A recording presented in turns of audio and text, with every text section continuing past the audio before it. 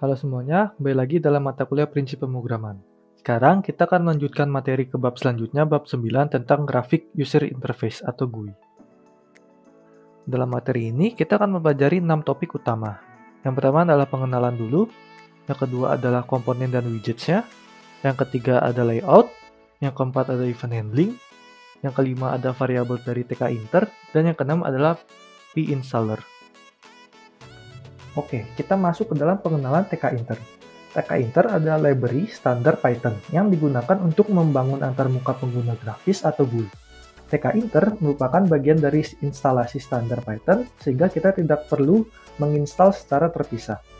tkinter cukup fleksibel. Sebagai library Python, tkinter dapat berfungsi di semua sistem operasi. Berikut beberapa komponen tkinter.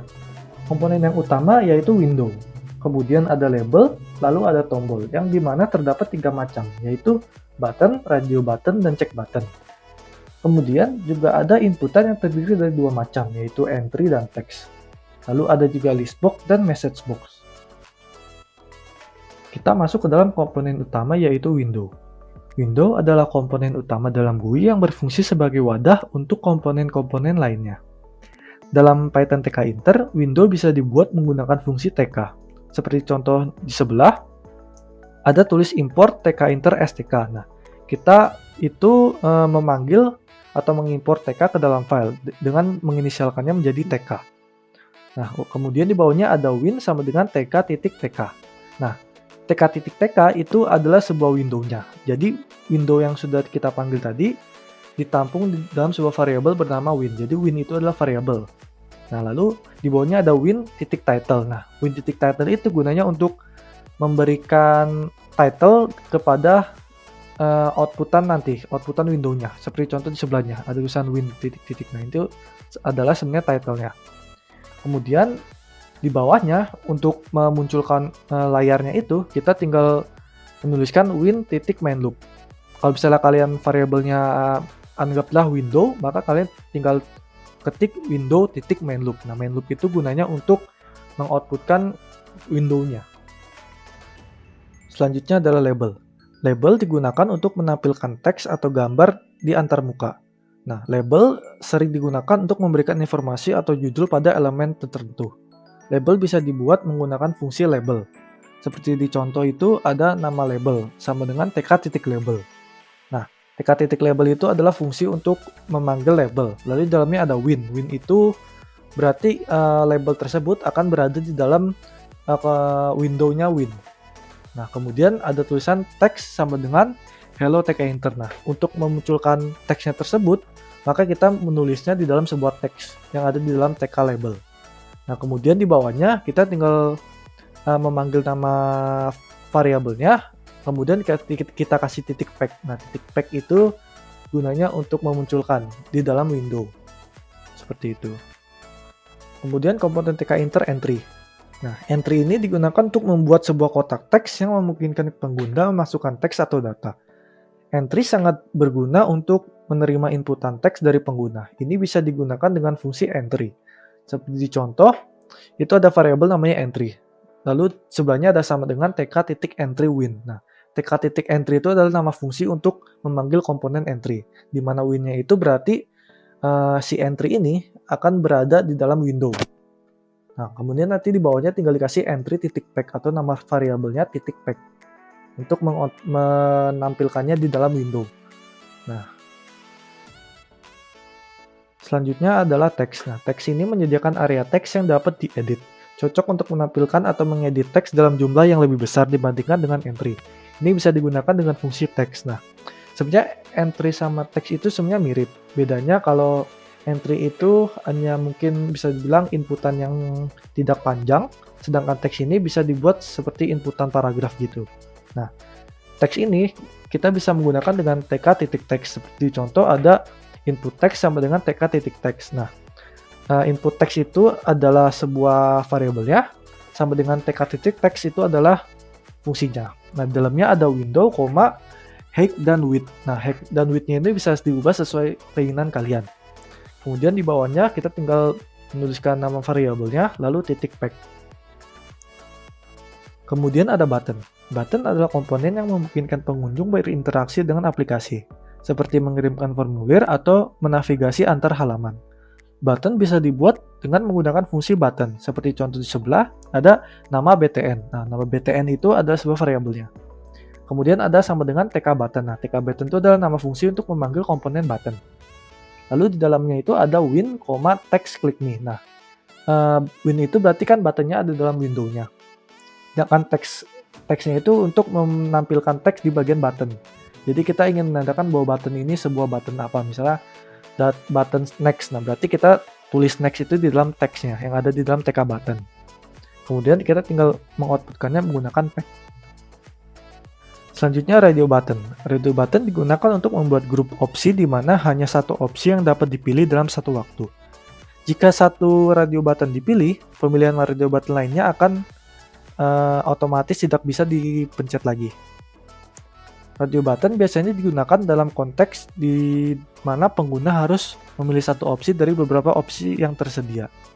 Seperti contoh itu ada radio button 1, radio button 2, ada radio button 3. Di mana setiap variabel itu berisi tk.radio button. Nah, tk.radio button itu adalah fungsi untuk memanggil komponen radio buttonnya.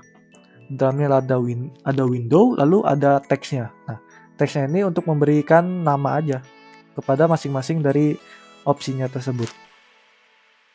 Lalu nanti di bawahnya kita tinggal masing-masing variabel yang sudah dibuat untuk menampung radio button kita tambahkan dengan titik pack.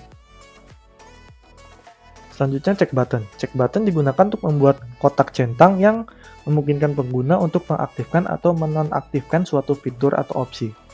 Berbeda dengan radio button, check button itu memungkinkan pengguna untuk memilih beberapa opsi sekaligus. Nah, check button bisa kita gunakan menggunakan namanya check button juga. Nah, kalau misalnya kita lihat di sebelah, itu kan ada variabel namanya check button 1, check button 2, check button 3. Nah, di dalam setiap variabel itu terdapat tk.check button. Nah, tk.check button itu adalah fungsi untuk memanggil komponen check button. Lalu di dalam tk.check button kita tinggal menuliskan win atau variabel window-nya. Lalu kita masukkan juga teksnya. Nah, teksnya itu untuk memberitahu bahwa setiap check button ini itu sebenarnya gunanya butuh apa sih? Nah, itu gunanya teks. Lalu di bawahnya kita tinggal memanggil atau mengoutputkan menggunakan pack saja. Selanjutnya listbox. Listbox adalah elemen GUI dalam toolkit TK-Inter yang memungkinkan Anda menampilkan daftar item atau pilihan kepada pengguna. Listbox dapat digunakan untuk menampilkan sejumlah item yang dapat dipilih atau dilihat oleh pengguna, seperti daftar opsi atau data yang dapat dipilih. Ini bisa digunakan dengan fungsi listbox. Seperti contoh itu ada variabel nama listbox sama dengan tk.listbox. Nah, berarti listbox itu nanti akan menampung komponen dari tk.listbox. Kemudian kita tinggal memanggilkan saja dengan menggunakan list.pack. Komponen terakhir yaitu messagebox. Messagebox dalam TK-Inter digunakan untuk menampilkan kotak pesan. Nah, kotak pesannya tersebut nanti akan berupa semacam pop-up. Nah, kotak pesan ini dapat digunakan untuk memberitahu pengguna tentang suatu informasi, meminta konfirmasi, atau menampilkan pesan kesalahan. Ada 4 macam messagebox. Yang pertama itu adalah messagebox show info, messagebox ask yes no, messagebox show error, dan messagebox show warning. Nah, show info itu digunakan untuk menampilkan pesan informasi. Kalau ask yes no itu untuk menampilkan pesan konfirmasi dan mengembalikan true jika opsi ya ditekan dan false untuk tombol tindaknya. Kemudian ada show error, digunakan untuk menampilkan pesan kesalahan. Lalu ada show warning, digunakan untuk menampilkan pesan peringatan. Nah, ini adalah contoh dari messagebox. Yang pertama itu kan contoh untuk messagebox show info. Nah, messagebox show info kita hanya tinggal perlu memanggil messagebox.show info, di mana parameter pertama itu adalah title untuk messagebox-nya, dan yang parameter kedua itu adalah informasi yang ditampilkan di dalam show info-nya. Lalu ada messagebox untuk show error. Nah, messagebox show error ini kita panggil saja dengan messagebox.show error, di mana parameternya yang pertama itu untuk title messagebox-nya, dan parameter kedua itu untuk informasinya, informasi error apa yang ingin ditampilkan. Nah, lalu ada messagebox show warning. Nah, message box show warning ini kita bisa memanggil dengan message box titik show warning, di mana parameternya itu adalah title dari message box-nya, dan yang kedua adalah informasi warning yang ingin ditampilkan. Lalu ada message box ask yes no. Nah, message box ask yes no ini di dalamnya itu kita tinggal memasukkan saja title-nya, dan parameter keduanya itu kita tinggal memasukkan pertanyaannya, karena kan dia berupa pertanyaan, message box pertanyaan. Kemudian masuk ke bagian layout TK-Inter. Di TK-Inter terdapat 3 cara untuk mengatur layout. Pertama dengan pack, kedua dengan place, dan yang ketiga dengan grid. Pack itu adalah metode termudah untuk mengatur widget. Pack akan secara otomatis menempatkan widget ke dalam window. Pack sendiri itu akan mengatur widget secara berurutan, baik secara vertikal maupun horizontal. Kemudian ada place. Place ini memberikan kontrol yang paling banyak terhadap penempatan widget. Dengan metode ini, kamu bisa menentukan koordinat X dan Y tempat widget akan ditempatkan. Jadi, place ini kita akan menggunakan sebuah koordinat X dan Y. Nah, selanjutnya ada grid. Grid ini memberikan kontrol yang lebih baik terhadap penempatan widget. Widget akan ditampilkan dalam grid atau tabel virtual di mana kamu bisa menentukan baris dan kolom tempat widget sesuai dengan keinginan kalian. Nah, berikut ada contoh layout. Yang pertama itu ada pack. Nah, pack itu kan dia secara otomatis akan memasukkan. Nah, berarti seperti contoh itu, kita hanya tinggal perlu memasukkan titik pack. Contoh itu kan ada teks 1 sama teks 2. Nah, di pemanggilannya kita hanya perlu memasukkan dengan teks 1 titik pack dan teks 2 titik pack. Dan mereka akan secara otomatis disusun, bisa secara vertikal maupun horizontal. Lalu ada contoh kedua tuh grid. Grid itu kan nanti ada label 1, label 2, label 3. Nah, label 1 itu digunakan untuk menampilkan tulisan atau label halo semua. Nah, halo semua itu akan dimasukkan ke dalam grid. Gridnya itu kalian menentukan sendiri. Seperti contoh itu kan row 0 sama kolom 0, maka dia akan ditempatkan di paling atas pojok kiri. Lalu untuk label 2 itu ada hello lagi. Nah, label 2 itu dia akan dimasukkan dengan grid, di mana gridnya itu menggunakan row 0 dan kolom 1. Nah, berarti row-nya itu kan dia itu kalau row itu dia itu sifatnya ke atas bawah. Nah, sedangkan kolom itu ke kanan. Jadi kalau misalnya row 0 kolom 1, maka dia akan tepat berada di sebelah kanan dari label 1. Lalu ada label 3. Nah, label 3 ini dia dimasukkan dengan grid dengan row-nya itu 1 dan kolomnya 0. Berarti dia akan berada tepat di bawah label 1 atau hello semua itu kan label 1. Nah, lalu ada place. Place ini dia tadi kan dia place itu menempatkan secara koordinat ya, X dan Y. Nah, di mana di sini ada label 1, label 2, label 3. Di mana label 1, 2, 3 itu menggunakan place. Nah, place-nya ini dimasukkan menggunakan X dan Y. Nah, X-nya ini akan menentukan kanan dan kiri, sedangkan Y itu akan menentukan atas dan bawah. Oke, selanjutnya adalah event handling. Event handling adalah sebuah penanganan dari sebuah aksi dan dilakukan pengunjung sebagai respon atas aksi yang dilakukan pengunjung. Nah, Python TK-Inter menyediakan beberapa cara untuk menangani peristiwa. Salah satunya adalah penggunaan metode command pada widget. Nah, command ini memungkinkan kalian tuh untuk menghubungkan sebuah fungsi yang akan dijalankan saat tombol diklik. Seperti contoh di sebelah itu kan ada widget namanya button. Nah, di dalam button itu kan terdapat tulisan command sama dengan say hello. Nah, say hello itu adalah sebuah fungsi, di mana dalam fungsinya tersebut akan menampilkan message box untuk show info. Nah, karena itu event handling ini berarti dia itu ketika buttonnya diklik, maka dia akan merespon menggunakan fungsi say hello, di mana dalam say hello itu nanti akan mengoutputkan message box, yaitu message box show info. Dalam TK-Inter terdapat beberapa jenis variabel yang berbeda untuk melacak dan mengelola nilai-nilai pada antarmuka pengguna. Berikut ada beberapa variabel yang digunakan. Yang pertama ada string var. Nah, string var ini digunakan untuk menyimpan nilai-nilai teks atau string. Contohnya itu misalnya kita ada variabel namanya nama var. Nah, nama var sama dengan TK-Inter titik string var. Nah, berarti nama var itu hanya bisa untuk menampung inputan berupa string. Lalu ada invar, intvar. Nah, intvar digunakan untuk menyimpan nilai-nilai integer. Nah, berarti variabel yang dibuat menggunakan tk inter titik intvar, maka dia hanya bisa menampung nilai-nilai yang berupa int atau integer. Lalu ada double var. Double var digunakan untuk menyimpan nilai desimal atau float atau double. Nah, float sama double itu kan juga sama.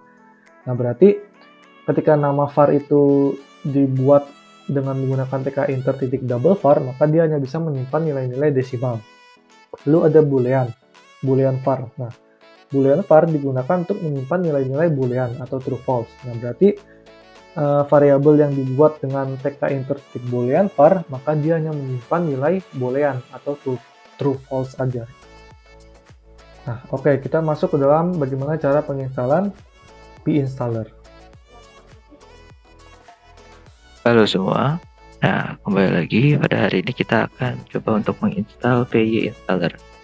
Nah, untuk pertama-tama silahkan kalian buka CMD kalian, lalu kalian cek apakah untuk PY installer kalian sudah terinstall atau belum. Dan untuk cara ngeceknya silahkan kalian tulis PY installer strip 2 version. Nah, kalau seperti ini berarti dia belum terinstall. Nah, bagaimana cara untuk menginstalnya? Silahkan kalian tulis pip install PY installer. Dari sini nanti akan terinstall sendiri dan silahkan kalian tunggu. Nah, jika sudah seperti ini artinya sudah terinstall. Tapi untuk mengecek ulang silahkan kalian cek lagi versi PY installer kalian. Jadi jika kalian mencoba untuk mengecek versinya, akan keluar versi dari PY installer kalian. Nah, lalu kita akan masuk bagaimana cara penggunaan PY installer. Silakan kalian buka folder atau file kalian, file Python. Nah, di sini silakan kalian buka terminal kalian dan kalian ketik PY installer 1 version.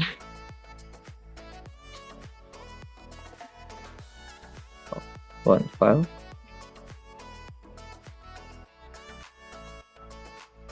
Dan tulis nama file kalian. Nah, di sini nanti setelah kalian menjalankan PY installer, kalian akan masuk atau dibuatkan sebuah folder baru bernama dist. Nah, jadi seperti itu cara menggunakan PY installer. Selamat mencoba. Cukup sekian dulu untuk materi bab UI ini. Semoga kalian dapat memahami materi ini. Sekian dan terima kasih.